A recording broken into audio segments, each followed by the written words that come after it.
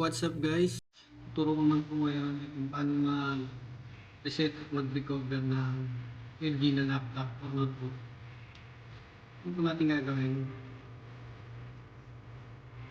I-restart natin. Ayun.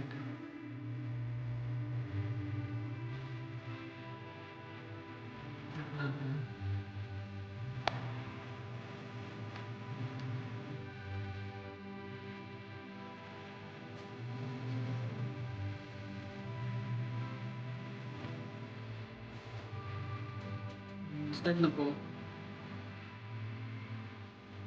Click lang natin yung F11. Pindutin natin yung F11. Lumabas na yung niya.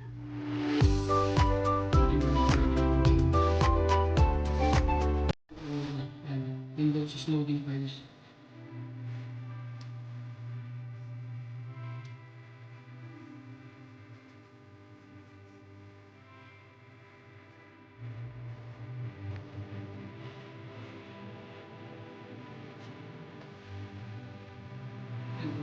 Yung LG Smart Recovery.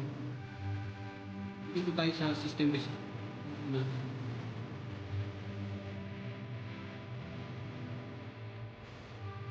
Yan po, naka-highlights na yung backup.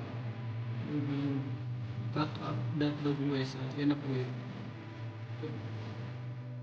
Balik po natin lang sa backup.ws. Yan po. Silip po sa settings, change the setting, click previews. Okay lang po natin.